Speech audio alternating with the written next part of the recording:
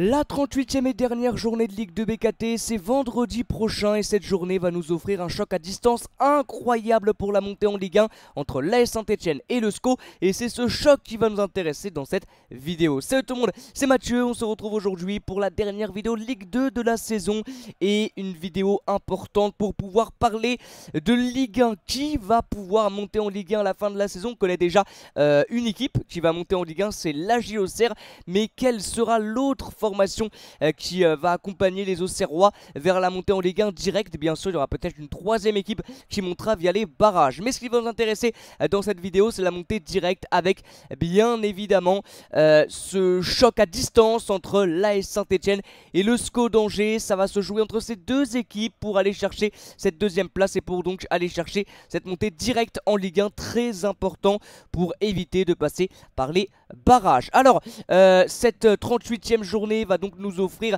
deux chocs à distance. Le premier, c'est celui-là, vous l'avez ici, entre Angers et Dunkerque, 20h45. Le SCO qui reçoit Dunkerque, une équipe qui n'a plus rien à jouer sur cette fin de saison. Ils sont maintenus, les Dunkerquois.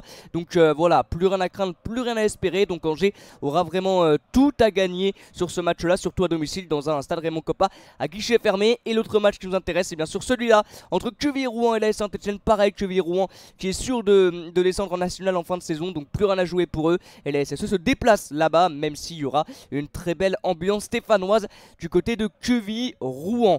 Donc voilà, au niveau des deux matchs, c'est plutôt un adversaire prenable pour les deux équipes, hein. Bien évidemment, plus rien à jouer pour Dunkerque et plus rien à jouer pour Quevilly-Rouen, donc c'est bien évidemment largement prenable pour les deux formations. Alors ce qui va nous intéresser également, c'est le classement. Bien sûr, le classement de Ligue 2 BKT avec donc l'AJ Auxerre qui est leader et qui ira chercher ce titre de champion et qui monte en Ligue 1, ça c'est officiel.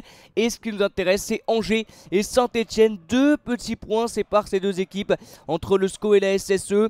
Et l'équipe qui a le plus de chances quand même sur cette fin de saison de monter en Ligue 1, c'est bien évidemment Angers. Pourquoi? Parce qu'ils ont tout simplement leur destin entre leurs mains. Avec cette victoire contre Annecy, le nul de Saint-Etienne contre Rodez, Angers a son destin entre leurs mains avec ces deux petits points d'avance. C'est Saint-Etienne qui l'avait avant la 37e journée, mais malheureusement pour eux, les scoïstes ont gagné contre Annecy et sont passés devant et prennent donc 2 points d'avance. Et très sincèrement, Angers est largement favori pour moi au niveau du scénario possible dans la montée en Ligue 1, parce qu'ils jouent à domicile face à une équipe qui n'a plus rien à jouer.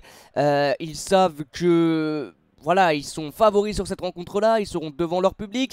Alors bien évidemment, ils auront largement plus de pression que Saint-Etienne. Pour moi, ils ont plus de pression que Saint-Etienne, parce que Saint-Etienne, voilà, ils vont jouer, ils vont tout faire pour gagner bien évidemment, parce que quoi qu'il arrive, au pire ils seront 3e. Ils vont espérer que Angers ne gagne pas. Mais voilà, au pire ils sont 3e, ils vont devoir passer par des barrages. Et puis voilà, mais par contre Angers, ils ont tout à perdre, parce que là ils sont 2e, ils sont proches de la Ligue 1, ils ont tout pour aller la chercher. Cette Ligue 1, ils jouent à domicile devant leur public, enfin ils ont vraiment tout pour chercher cette deuxième place. Donc ils ont énormément plus de pression que la Saint-Etienne. En tout cas pour moi, l'équipe qui a le plus de pression et qui a tout à perdre, c'est le SCO d'Angers, avec cette rencontre face à Dunkerque. Alors très sincèrement, c'est compliqué vraiment de répondre à cette question, qui va monter en Ligue 1 Uber Eats, même si le SCO pour moi est à 85-90% de chance de le faire. Ça serait quand même catastrophique pour le SCO, vu le match qu'ils ont à jouer, vu l'adversaire, le fait qu'ils soient chez eux. Ça serait catastrophique de ne pas monter en Ligue 1 sur cette dernière journée. Maintenant il y aura des regrets pour la Saint-Etienne, bien sûr, qui avait son destin entre leurs mains et qui a grillé 2 jokers contre Guingamp le premier où ils menaient 2-0, ils se sont fait reprendre 2-2, et contre Rodez à domicile avec cette égalisation ruténoise en fin de match. Donc il y aura des regrets du côté de la Saint-Etienne, comme l'a dit Gauthier Larsonneur, hein, s'il faut aller jouer les barrages, ils vont aller jouer les barrages, mais bien évidemment qu'une place directe dans le top 2 et en Ligue 1, c'est vraiment le plus important, parce que les barrages c'est très compliqué, hein. Déjà faut gagner le match des barrages Ligue 2 face au 4e ou 5e, et ensuite il faut battre le 17e de Ligue 1, et ça c'est vraiment très dur. Saint-Etienne a déjà connu les barrages, mais dans l'autre sens, hein, c'est eux qui étaient 18e de Ligue 1 à l'époque avant de descendre contre l'AJ Auxerre. Donc là très sincèrement, je ne vois pas vraiment comment Angers peut passer à côté de son match contre Dunkerque. Maintenant Dunkerque n'a plus rien à jouer, donc eux par contre ils y vont vraiment sans aucune pression, ils sont maintenus.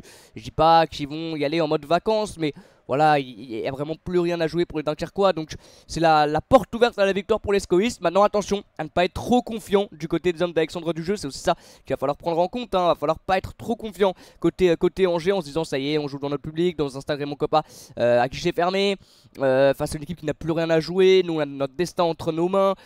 Parce que derrière Saint-Etienne ça va pas faire un faux pas, hein. Ils savent qu'il faut gagner pour croire à l'exploit incroyable. Parce que Saint-Etienne n'a pas le choix. S'ils veulent chercher la montée directe, il faut gagner absolument. Maintenant il faut espérer, il faut prier pour que derrière Angers perde. Mais voilà, les Stéphanois ne feront, je pense, pas l'erreur contre Cheverou, une équipe qui est en national l'année prochaine. Donc Angers n'a pas le choix du tout vraiment de gagner ce match face à Dunkerque. Mon prono donc sur cette question, qui montera en Ligue 1?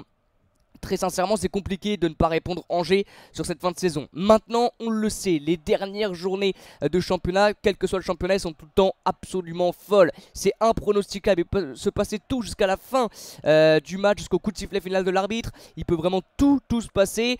Et ça peut aussi être le cas.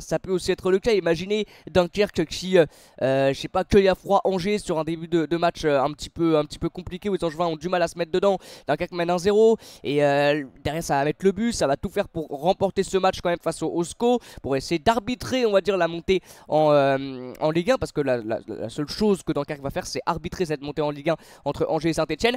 Et derrière ils vont mettre le but, si vous essayer de garder ce score. Et puis imaginez 90e, 92e, Angers repasse devant, ça peut être fou, tout peut se passer.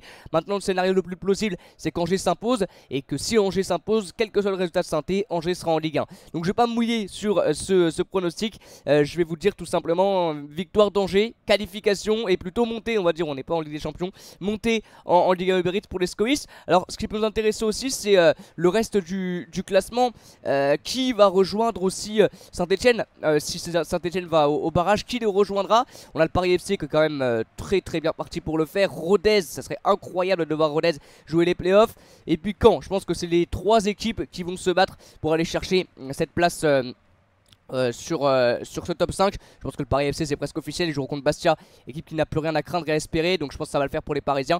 Et ça va jouer entre Rodez et Caen qui joue Valenciennes qui devrait s'imposer, et Rodez qui jouera Ajaccio. Donc pareil, un choc à distance entre les deux équipes. Voilà les amis, donc moi je dirais quand même Angers, je vais pas me mouiller.